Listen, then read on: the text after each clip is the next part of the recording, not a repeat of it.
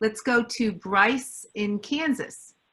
Yes, thank you. I would like to know if if the author thinks it would make sense to have some form of a moderated national conversation about what changes are needed to make representation work.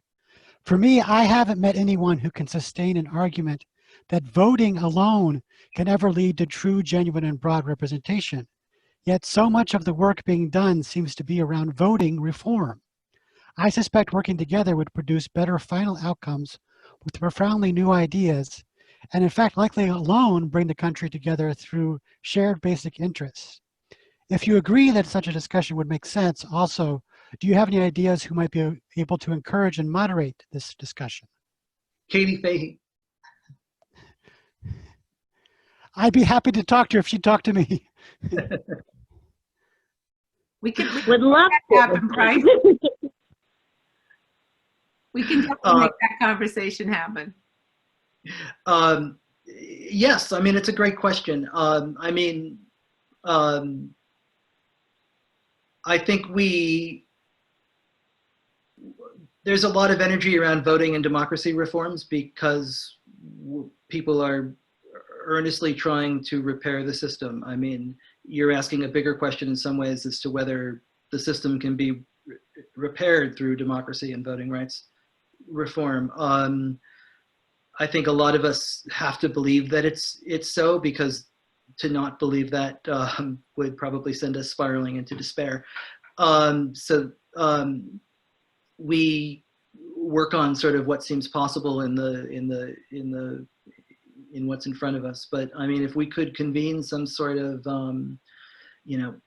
I think we have to have a real national conversation on voting and participation. And I mean, maybe that's what comes out of all of this on the other side. I end the book by, I called up Bill Kristol and George Will and all of the conservatives who would agree to sit down with me to sort of try to talk about voting and participation. And I think that there are some thoughtful conservatives who sort of understand that this conversation has to be had and are interested in being part of it. It's probably going to take a different person in the White House to have that conversation.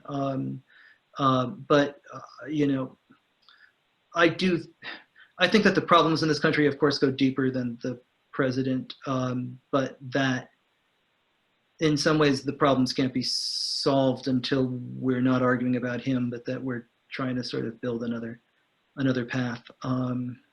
And once he's gone, I do think that these conversations will be happening on the other side of the aisle as often as they're happening on the Democratic side of the aisle. And perhaps that is a start, I mean, you're starting to see it on vote by mail, right? I mean, I think that you're seeing on one hand kind of the angry tweets from the White House, but then you're seeing, Michael Steele and Evan McMullen and a lot of people trying to work in nonpartisan ways to try and fix this.